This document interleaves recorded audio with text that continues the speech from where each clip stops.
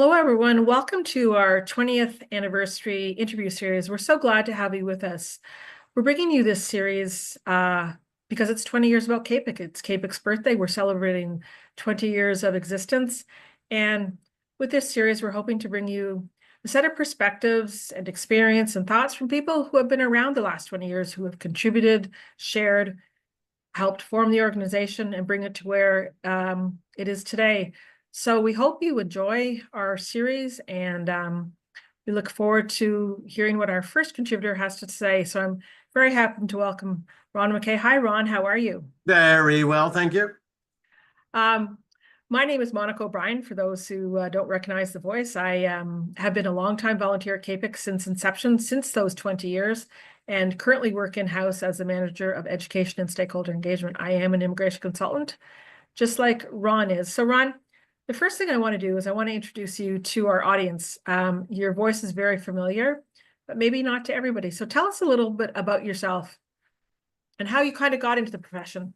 Okay, I started by being the designated immigration officer in Japan, or Tokyo, for a 9-year time period.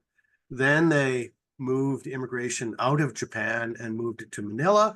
So I was returning to Canada, and I was looking for a place to resettle in Canada, and I chose Vancouver. I worked as the immigration consultant for the law firm of Clark Wilson, which is one of the oldest law firms in British Columbia, for 19 years. During that time, the first thing that they asked me to do was to join one of the associations. They actually had done some legal work with the Organization for Professional Immigration Consultants, and that's why I selected OPIC for my involvement. In the meantime, or over the years, I was the first elected CAPIC president. I was honored to do that. Before that, I had served as a board member for OPIC, as a Western chair, later as, I believe, a vice chair. Later, when we morphed into CAPIC, as I said, I became the first elected president. After that, I became an ICCRC board member and ICCRC chair. When I departed as ICCRC chair, I became director for immigration programs at Ashton College, and immigration consultant with Cango Immigration Consulting for the last 6 years.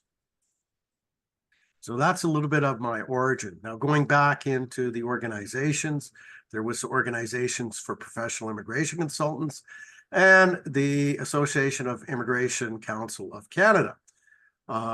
One has to recognize Jill Sparling as the president of OPIC and John Ryan as then president of ACE.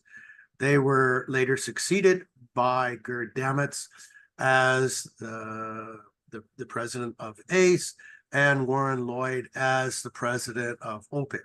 And later they became the first sort of co-presidents of CAPIC, and then they were holding the election.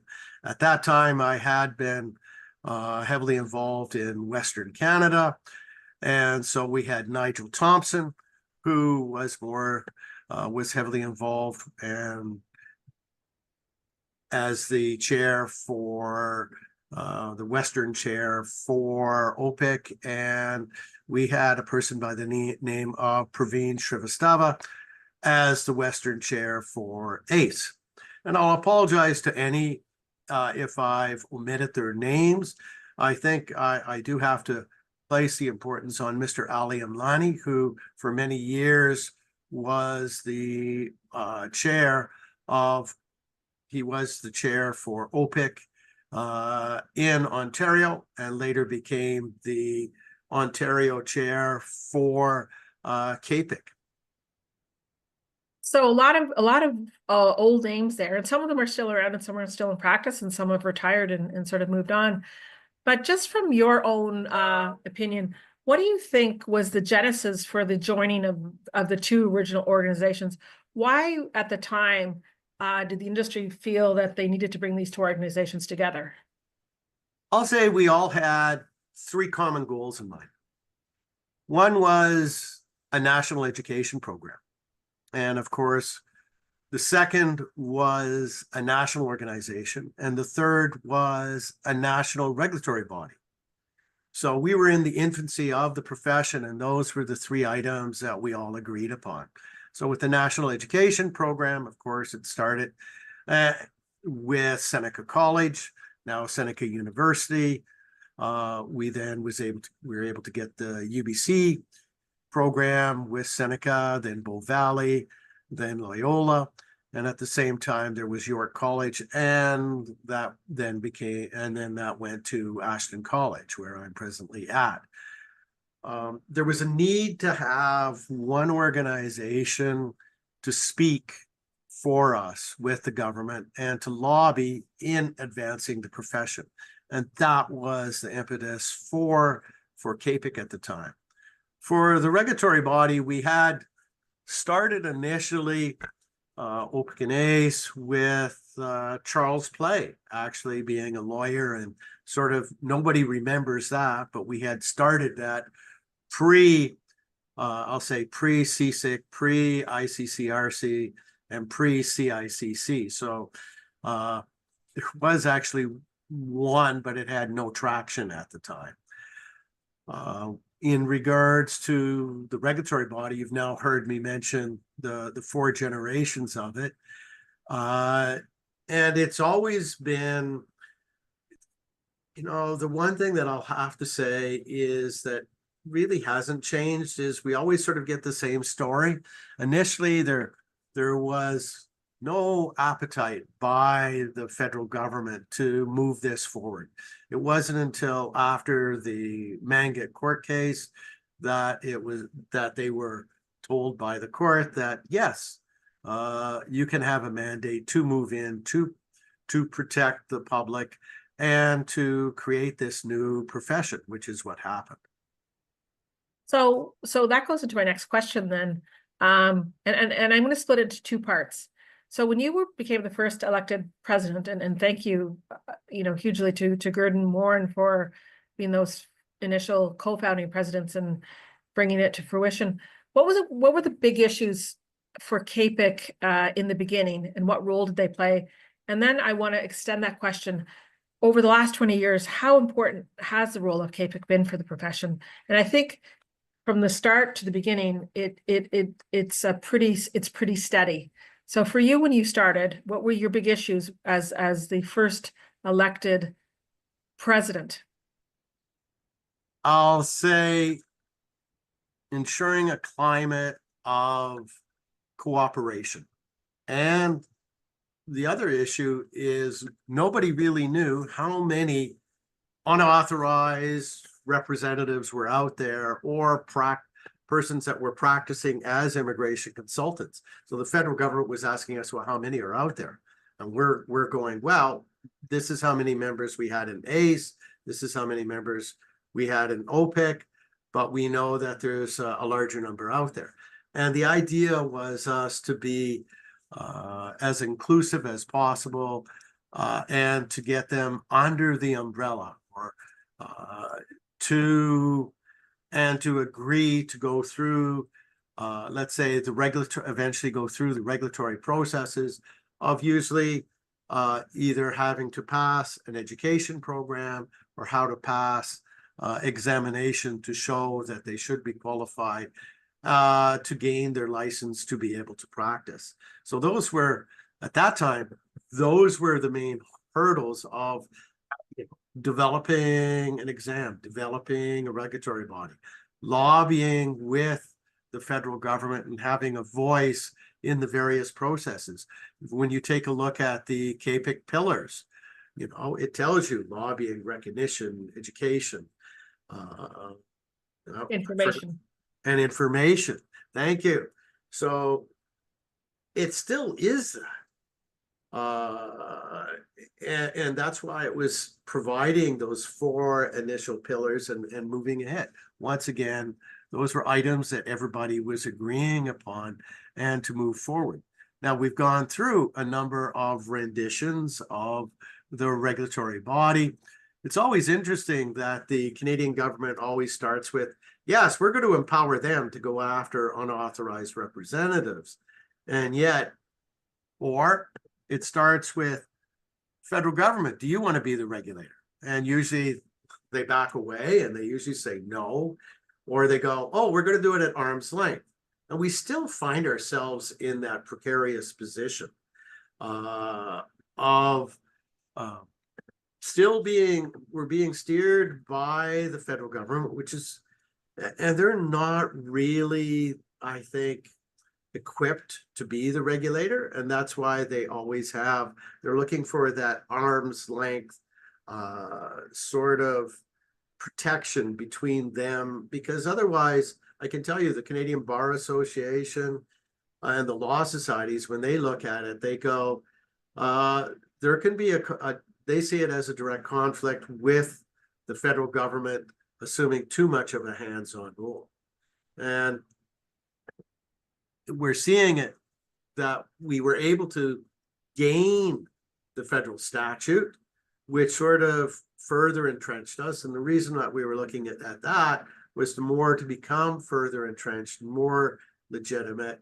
And we've been awaiting and they've just been released, is the regulations and the guidelines in moving forward. And we're going to have to see if they're going to be able to be successful in moving forward.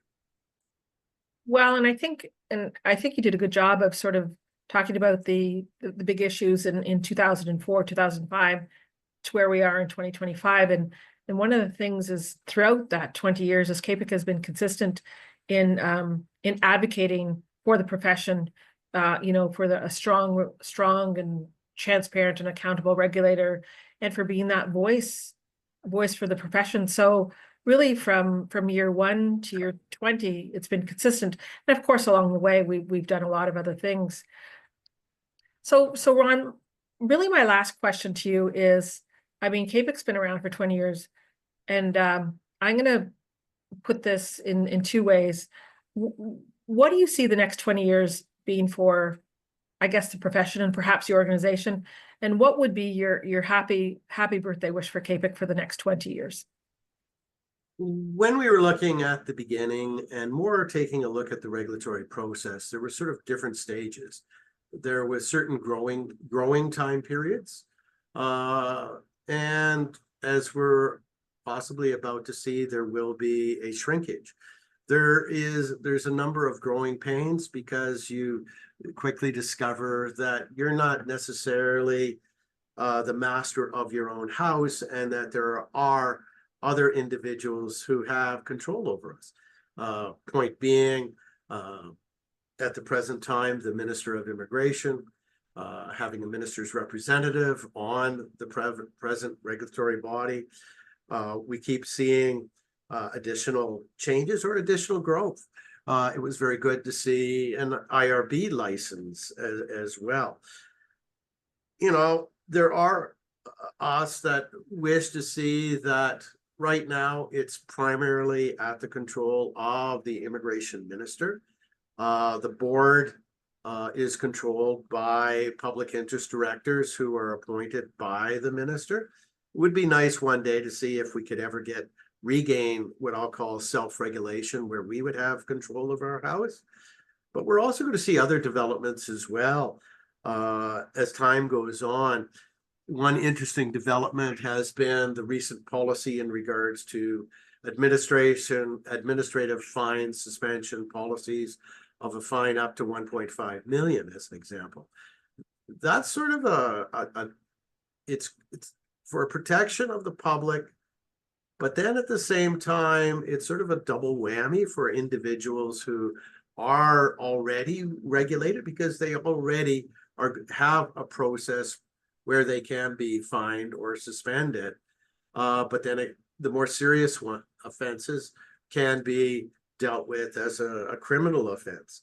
we're hoping with that, I'll say, not only the IRB license, that who knows that we might be able to achieve that solicitor client privilege in the future. We'll have to wait and see. My birthday wish for CAPIC is at least I'd like to see another 30 years. I didn't say another 20 years. I said I'd like us to get to 50 years where we do have a long-term history and credibility.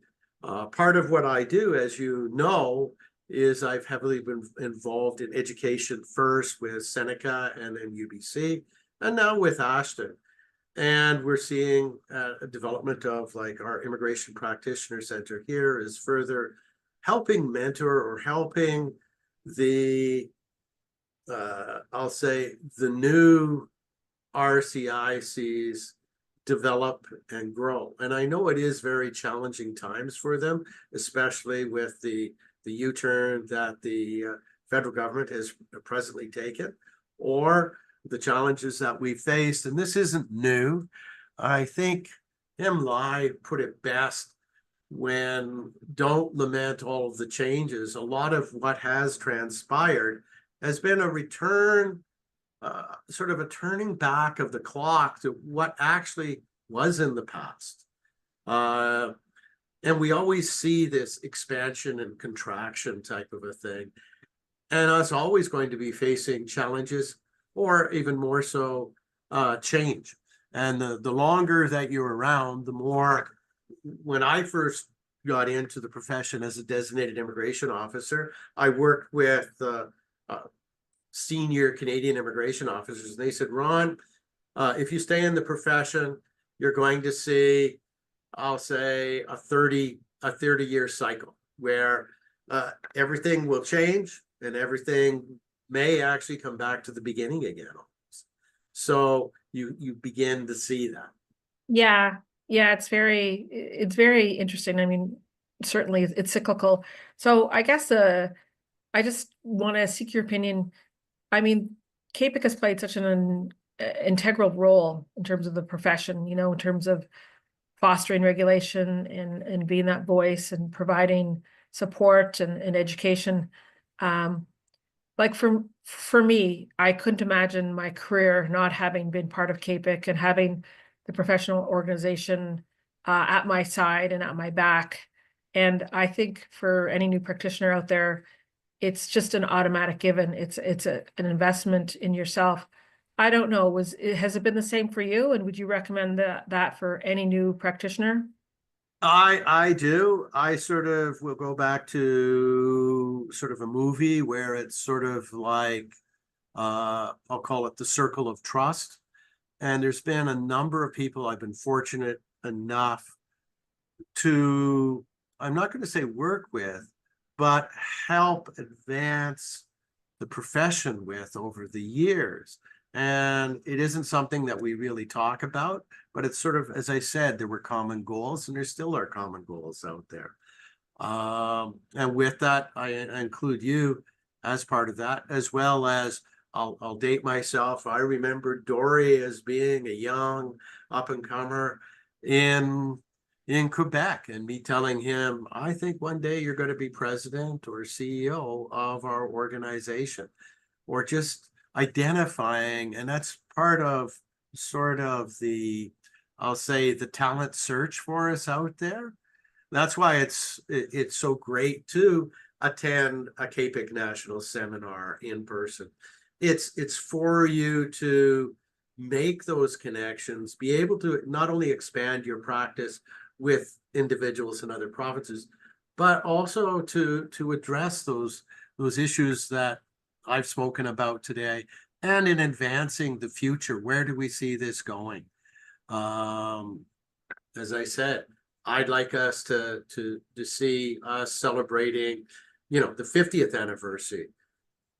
Well, I would like to be there too. I fear by then you and I will be in our rocking chairs and maybe with our walkers. So I think we'll leave it at that. Ron, first of all, I want to thank you for taking the time to speak with us today, but I also want to thank you for your incredible commitment and contribution to CAPIC and to the profession. You've given countless hours and, you know, given much of your time, and we really, really appreciate it. We wouldn't be here without the contribution of people like yourself. And it's always been a like, it's not just myself. It's been the individuals who have stepped up over the years to I'll say, kick the soccer ball down the field a little bit more and advance us.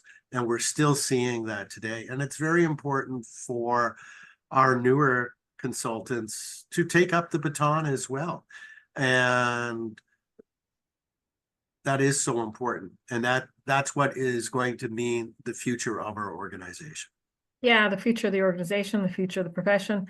And not only that, while you're taking up that baton and being part of something great, you know, you'll meet incredible people and you'll have amazing opportunities, and you'll create your own circle of trust and good friends, because Ron, not only your colleague, but you're a good friend, and it's an honor to know you. So we'll end on that note. And I want to thank our audience. Thank you for listening to Ron today and hearing his story.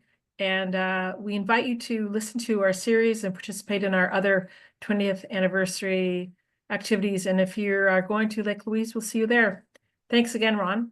Thank you, and hope to see you in Lake Louise.